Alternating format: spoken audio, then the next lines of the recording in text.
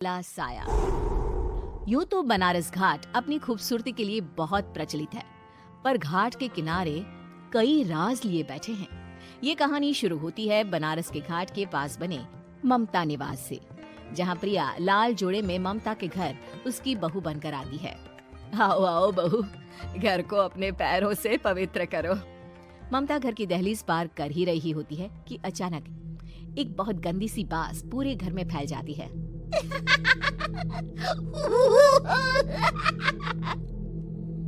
ये बदबू और ये आवाजें, ये कौन हंस रहा है माँ? अब ये पड़ोसी ना हमारे थोड़े अलग से है। कहाँ हम शाकाहारी और ये मांस मच्छी खाने वाले। छोड़, तू ध्यान मत दे और गृह प्रवेश कर।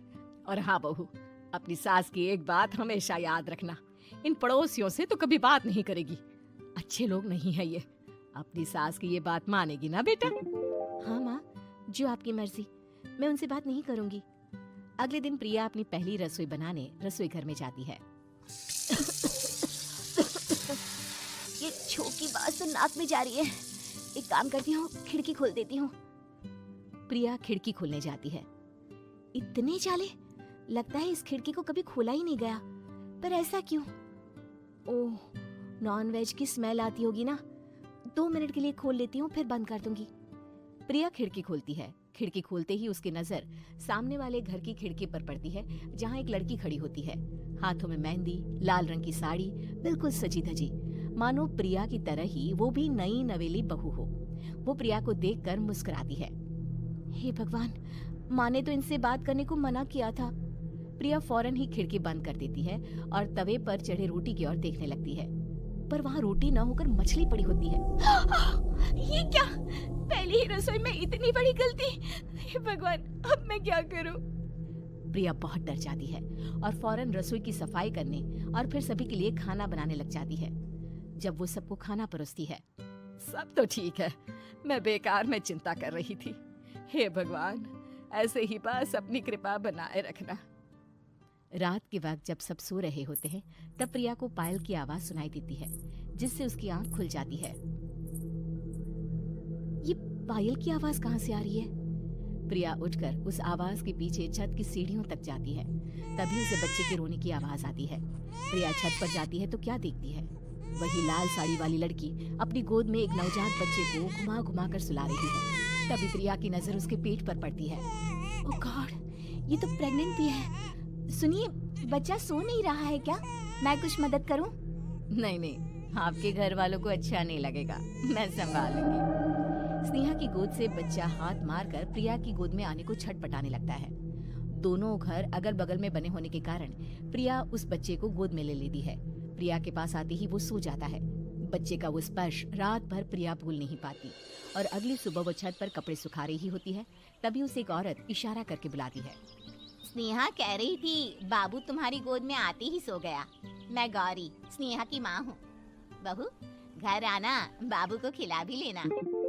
शाम को जब घर पर कोई नहीं रहता, बच्चे से मिलने के लिए प्रिया छिपकर अपनी पड़ोसन के घर चली जाती है और कुछ देर बच्चे को खिलाकर वापस लौट आती है। इसके कुछ दिन बाद ही प्रिया को पता चलता है कि वो माँ बनने वाली है। ममता की खुशी का ठिकाना नहीं रहता।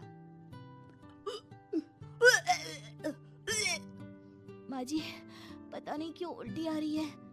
प्रिया भागती हुई वॉशरूम में जाती है तो हरे और लाल रंग की उल्टी करती है। उस उल्टी में से कीड़े निकलते हैं। ये क्या? खून और ये कीड़े! माँ! माँ! प्रिया की आवाज सुनकर ममता दौड़कर आती है, पर बेसिन में कुछ नहीं होता। प्रिया हक्की बक्की रह जाती है।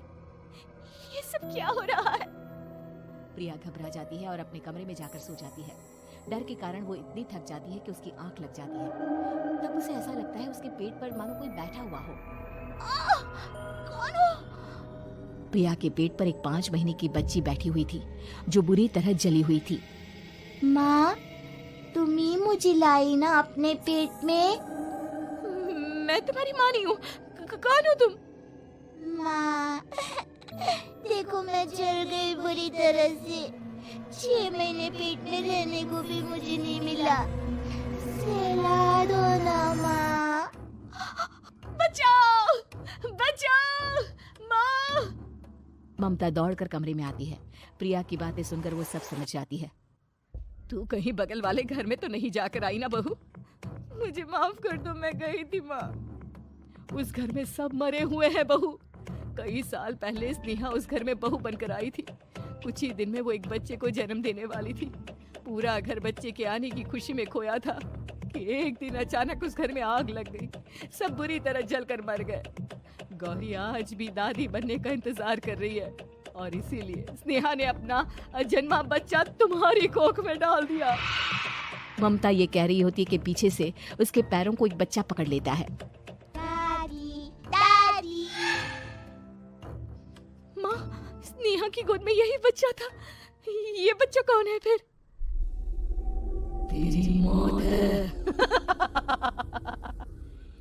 तेरी भी दादी। जिस जिसका ममता को डर था वही हो गया। ममता निवास के ऊपर मौत ने चादर बिछा दी थी। प्रिया का पेट ऐसे बढ़ जाता है मानो 9 महीने का हो। 2 हाथ उसके पेट से बाहर निकलते हैं। बहू, संतोष को फोन कर, किसी पंडित जी को बुला बहू।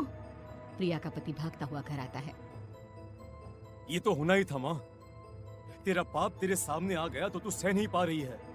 स्नेहा घर में आग लगी नहीं थी, माँ ने लगाई थी प्रॉपर्टी की लालच में। और वो बच्चा मेरी पहली पत्नी का बच्चा है, मेरा बेटा, जो कि उस आग की चपेट का शिकार हो गया था। मैंने तुमसे ये सब माँ के कहने पर छुपाया था। मुझे माफ कर दो प्रिया। तुम अगर चाहो तो यहाँ से जा सकती हो। मैं तुम्हें किसी भी बंधन में रखना नहीं चाहता। मेरी शादी हुई है आपसे, मैं आपको छोड़ नहीं सकती, पर उससे पहले हमें स्नेहा, उसकी माँ और बच्चे की आत्मा की शांति करवानी होगी। संतोष और ममता गौरी के घर जाते हैं। अंदर सब कुछ जला हुआ होता है। जमीन पर जली हुई लाशें बिखरी हुई थी। ममता रो रो कर अपनी करने की माफी गौरी से मांगती है। प्रिया स्नेहा के घर वालों का अंतिम संस्कार करवा देती है और ममता निवास फिर से आत्माओं के साए से मुक्त हो जाता है।